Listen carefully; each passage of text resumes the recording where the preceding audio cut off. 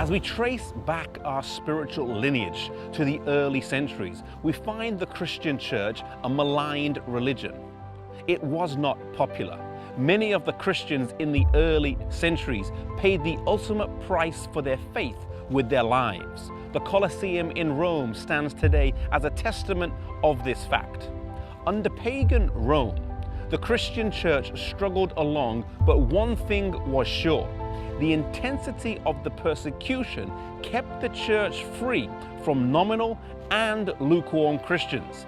If you were a Christian, you had to be all in. There was no middle ground. But in the 4th century, an event would come along that would change all of that dramatically. The conversion of Konstantin changed the course of history for the whole of Christendom, and the roots of that come down here to York, England. In 306 AD, Konstantin was declared emperor here. His father, Konstantinus, was in Britain from 305 to 306 AD, and Konstantin was with him until his death. He was then declared emperor, but it was not to be a smooth sailing.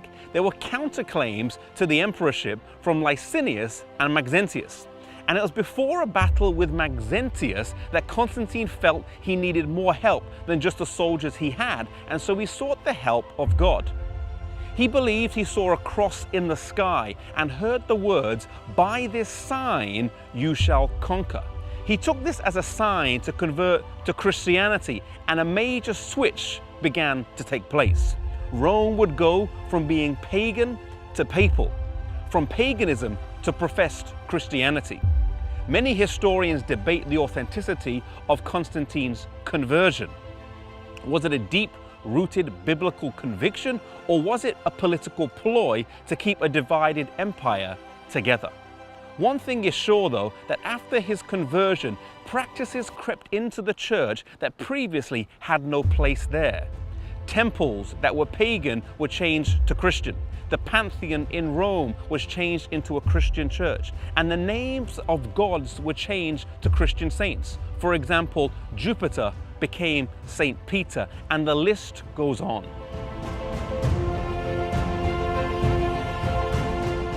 While some were happy for these changes and welcomed the lack of persecution and their newfound status, there were many Christians all over Europe who resisted these changes. For them, the persecution continued as they stayed out of line with the Mother Church.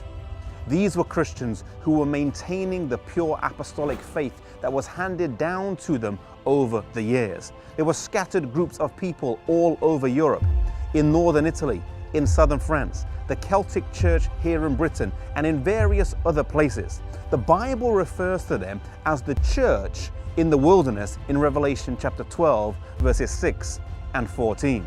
They were not always the biggest, they were not always the largest, but God would always have a people that were true to Him and that were faithful to His word. And so from this point on, 2 branches of the church would emerge.